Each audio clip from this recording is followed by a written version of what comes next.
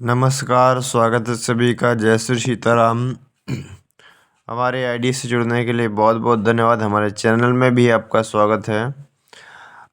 बात करेंगे सूर्य ग्रह के जन्म की। नवग्रह पुराण के अंतर्गत सूर्य ग्रह का जन्म कैसे हुआ आपने विभिन्न विभिन्न भागों में जाना। आज सूर्य ग्रह के जन्म का केवल अंतिम भाग बचा है शेष, तो इस भाग में सूर्य ग्रह के जन्म का कथानक पूर्ण हो जाएगा। तो इसके बाद बात करेंगे हम चंद्र ग्रह की। तो चलिए आज अंतिम भाग जान लेते हैं सूर्य ग्रह के जन्म का। फिर उसके बाद नई श्रृंखला चंद्र ग्रह के जन्म की आरंभ की जाएगी। तो इस वीडियो को बिना स्किप किए आप देखिएगा अंत तक, तभी इस वीडियो का पूरी जानकारी आप समझ पाएंगे। बिल्कुल आंख बंद करके आप सुन सकते हैं इस ऑडियो को, वीडियो को। तो चलिए जानते हैं। कश्यप ने जब कहा था, संज्ञा के विषय में सूर्य को अवगत कराने के लिए ही प्रत्यक्षता आया हूँ। यह कार्य सानुकूल कर विश्वकर्मा से वार्ता करूँगा, वे ही आपके दर्शनार्थ आएंगे। सूर्य भी संज्ञा को पत्नी रूप में स्वीकार करने के लिए अंगीकृत हुए। विश्वकर्मा दंपति कश्यप प्रजापति दंपति से मिले। त्रिमूर्तिगण, इतर देवतागण, मानस पुत्रगण सभी विश्वकर्मा के महल में पधारे। सभी के समक्ष संज्ञा सूर्य का विवाह वैभव पूर्ण संपन्न हुआ। नूतन दंपत्ति को सुख संतोष से जीवन बिताने, संतानवंत होने के आशीर्वाद त्रिमूर्तियों ने दिए। अंतरिक्ष के ज्योतिर्मंडलों में स्थित सूर्य मंडल में सूर्य के लिए स्वर्ण मंदिर के निर्माण करने के लिए श्री महाविष्णु ने विश्वकर्मा को सूचित किया। अभूतपूर्व एवं अद्भुत स्वर्ण मंदिर दामाद को भेंट के रूप में निर्माण कर देने का वचन विश्वकर्मा ने दिया। संज्ञा सूर्य के विवाह के संधानकर्ता की तरह व्यवहरित। नारद मुनि की त्रिमूर्तिगण ने प्रशंसा की। सूर्य ने ससुराल के घर में कुछ दिन बिताए। सूर्य संज्ञा को लेकर माता पिता के घर आए। कश्यप की सभी पत्नियां संज्ञा को देखकर मंत्रमुग्ध हुईं। अचिरकाल में ही सूर्य हमें छोड़कर धर्मपत्नी समेत अलग से जीवन बिताने जाने की आलोचना से अदिति विचारों में डूब गईं।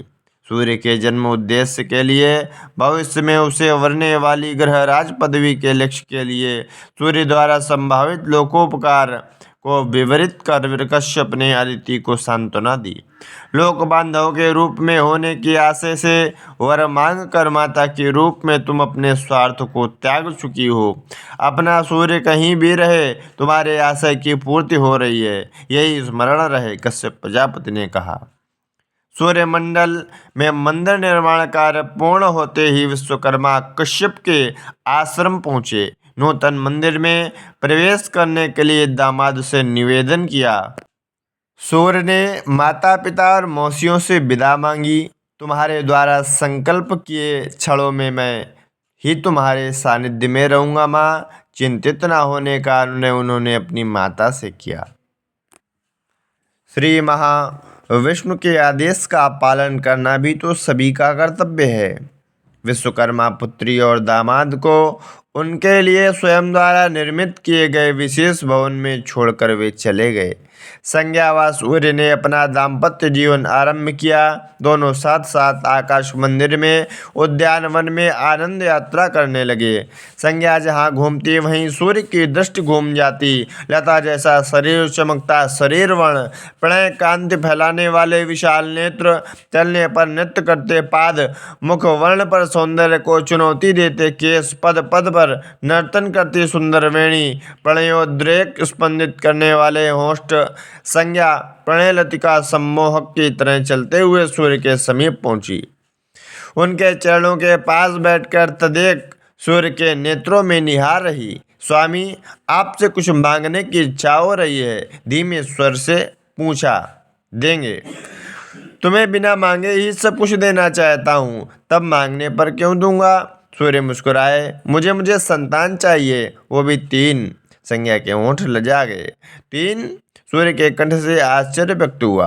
हाँ, 2 कुमार और 1 कुमारी। संज्ञा ने आशा पूर्वक आगे कहा, अनुग्रह करेंगे ना? कहें, ग्रहण किया ना? सूर्य ने हंसते हुए चरणों के पास से उसे ऊपर उठाते हुए कहा। संज्ञा ने शय्यागार में जाकर स्वर्ण द्वार बंद किए, फिर शैया पर लेटे पतिदेव पर एक दृष्टि डालकर मणिदीप की ओर जाकर उसे बुझा दिया। शय्यागार में दीप ज्योति न होने पर भी अंधेरा नहीं होता है। अपने पतिदेव जहाँ रहते हैं प्रकाश ही प्रकाश रहता है। संज्ञा ने मंद हंसी से शैया की ओर, लंबे चौड़े कांतिपुंज सूर्य की ओर देखा। संज्ञा सैया की ओर चली, पैरों की पायल सम्मोहित करते उसके कदमों को नेपथ्य संगीत दे रही। संज्ञा ने शैया पर बैठकर सूर्य के कंधों पर अपने हाथ डाल दिए। उसकी चूड़ियों की खनखनाहट ने सूर्य को जगा दिया। स्वामी, आपका शरीर मुझे बहुत भाता है, सदा उष्णता लिए मदहोश करता, सुखद लगता है। संज्ञा परवश होकर बोली। अपनी बातों को अर्थ देते हुए उसके हाथ सूर्य के शरीर को सहला रहे थे। तुम्हारा शरीर ही मेरा प्राण है, जानती हो क्यों? सूर्य ने संज्ञा की भुजाओं पर हाथ रखते हुए कहा। क्यों? संज्ञा ने पूछा। तुम वरवर्णिनी हो संज्ञा। वरवर्णिनी, इसका अर्थ क्या है? संज्ञा का प्रश्न था। इसका अर्थ है शीतकाल में सुखदायी, उष्ण उष्ण काल में सुख देने वाली शीतलता का अवयव लिए उत्तमांगी हो। सूर्य ने समझाया। सच स्वामी, आपकी संज्ञा के शरीर में ये लक्षण हैं। मैं सचमुच वरवर्णिनी हूँ। संज्ञा ने उल्लासपूर्वक पूछा। तुम केवल वरवर्णिनी ही नहीं, वरारोह भी हो। सूर्य बोलकर मुस्कुराए। वरारोह? संज्ञा ने अपने हाथ बांधे बैठ पूछा। इसका क्या अर्थ है स्वामी? मुझसे नहीं संज्ञा, तुम अपने बिखरे लंबे वेणी के छोर से पूछो। सूर्य ने मुदित होकर कहा। संज्ञा भी समझ गई। लज्जा से अपने मुख को पति के हृदय में छिपा लिया। निर्विकल्पानंद ने शिष्यों को साभिप्राय देखा। नवग्रहों में के प्रथम देवता के विषय में सुना ना? आगे दूसरे ग्रह देवता चंद्र के जन्म का वृत्तांत सुनाऊंगा, कहते हुए प्रारंभ किया। चंद्र को आत्रेय कहते हैं। वे अत्रि के पुत्र हैं। अत्रि कौन है? आप लोगों को याद है ना? ब्रह्मा के मानस पुत्रों में से एक। आपने बताया था गुरुजी, चिदानंद ने कहा। हाँ, अत्रि ने किसी अपनी पत्नी के रूप में स्वीकार किया था, वह भी बताया था। निर्विकल्पानंद बोले। अत्रि महर्षि की पत्नी अनुसुईया है। अनुसुईया किसकी पुत्री है, जानते हैं? बताइए ना गुरुजी, सदानंद ने कहा। ब्रह्मा के मानस पुत्र कर्दम स्मरण आया। उनकी पत्नी देवहूति अनुसुईया, देवहूति कर्दम दंपति की पुत्री है। अनुसुईया को धर्मपत्नी के रूप में अत्रि ने स्वीकार कर गृहस्थ जीवन प्रारंभ किया। उस दंपति को दीर्घ काल तक संतान नहीं हुई। अनुसुईया महापतिव्रता है। असामान्य विधान से अपने पतिव्रता की महिमा से संतान प्राप्त कर सकी वे। वह संघटना बहुत ही विचित्र है, सुनाऊंगा, सुनिए, कहकर बताना आरंभ किया निर्विकल्पानंद ने। आज की श्रृंखला बस यहीं तक। मिलेंगे अगली श्रृंखला के दौरान। अभी तक या श्रृंखला भी पूर्ण हुई सूर्य ग्रह के जन्म की। अब अगली श्रृंखला के दौरान मिलेंगे, चंद्र ग्रह के जन्म की श्रृंखला को लेकर आएंगे। तो अभी तक आप लोग बने रहिए और बिल्कुल वीडियो को ज़रूर बिना स्किप किए पूरा देखिए, तभी आप समझ पाएंगे। तो चलिए मिलते हैं नेक्स्ट वीडियो के दौरान। अभी तक सबको नमस्कार। जय श्री सीताराम। ओम सरस्वती नमः।